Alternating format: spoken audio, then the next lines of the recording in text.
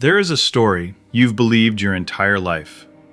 A story so powerful that billions of strangers wake up every morning and continue acting it out. A story that decides where you live, what you eat, how you work, and how you measure success. Tonight, we're going to question that story. Imagine waking up tomorrow morning. You reach for your phone. Your bank account is still there. Your investments are still there. The cash in your wallet hasn't disappeared. Everything looks normal. But while you were sleeping, something extraordinary happened. 8 billion people decided that money means nothing. Not because banks collapsed, not because governments fell, not because the economy crashed. People simply stopped believing. Would you still be rich? Would the number in your bank account still matter? Would that stack of cash in your drawer still have value? Or would you just be holding paper and numbers inside a computer? Because the uncomfortable truth is this: money has no value. At least not by itself. A loaf of bread can feed you. A house can shelter you. Water can keep you alive. Land can grow food. But money? Money only works because we collectively agree that it does. And that may make it the biggest shared hallucination in human history. To understand why, we need to travel back thousands of years. Imagine you're living in a small village. You raise sheep. Your neighbor grows wheat. Another makes tools. Life is simple. Until one day, your axe breaks. You walk to the blacksmith hoping to trade for a new one. But the blacksmith doesn't want sheep. He wants grain. You don't have grain, so you leave empty-handed. This was the problem that haunted early civilization. People had things, people needed things, but exchanging them was messy. A farmer needed a pot, a potter needed fish, a fisherman needed tools, and somehow all three had to find each other at the right time. Human civilization wasn't limited by resources. It was limited by coordination. It was limited by trust. Then, somewhere in history, a stranger handed another stranger a small object and said, "Take this. Someone else will accept it later." It sounds simple, almost laughably simple.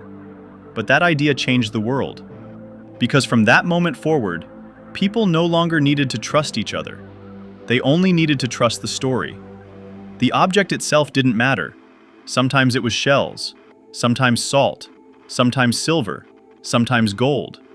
Different civilizations chose different symbols, but they all believed the same story. This object represents value. And because enough people believed that story, trade exploded.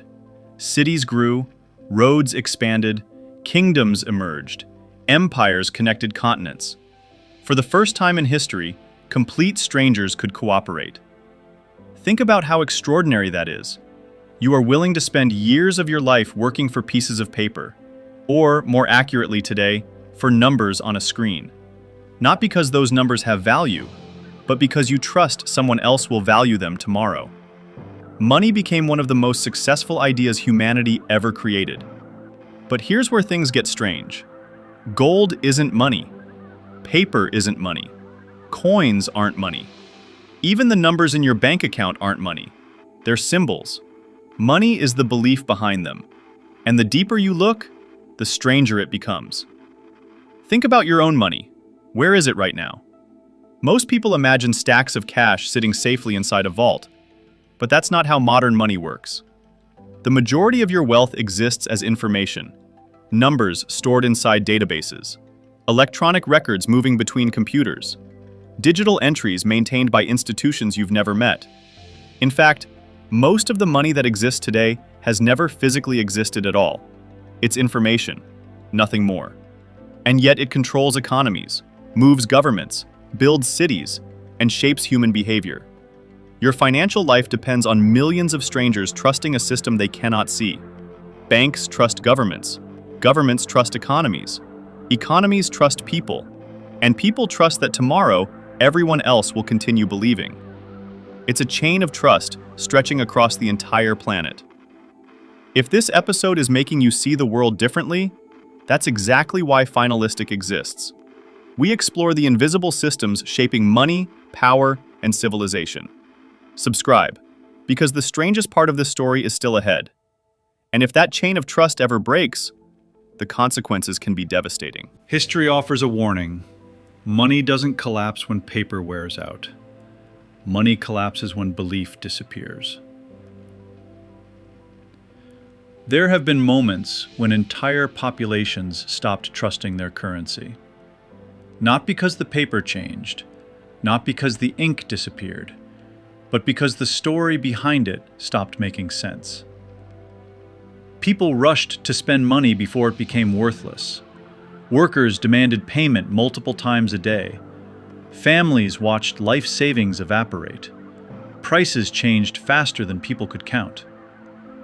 The paper remained the same. The ink remained the same. But the belief was gone. And once belief disappears, money becomes exactly what it always was. Paper. Numbers. Symbols. Nothing more. Which leads to a bigger question. If money is only valuable because we believe in it, why does it work so well? The answer is surprisingly simple. Money isn't really about wealth. It's about trust. Imagine trying to coordinate billions of people without a common system of exchange. Global trade would slow. Supply chains would struggle. Economic cooperation would become dramatically harder. The farmer doesn't know the truck driver. The truck driver doesn't know the store owner. The store owner doesn't know the customer.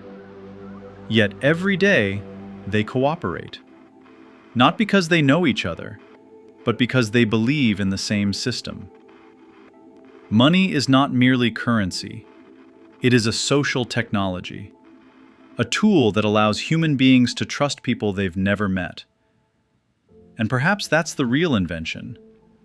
Not coins, not paper, not banking, trust itself. Because once you understand that, you begin to notice something else. Money isn't the only story humanity believes. Corporations exist because people believe in them. Borders exist because people believe in them. Governments exist because people believe in them.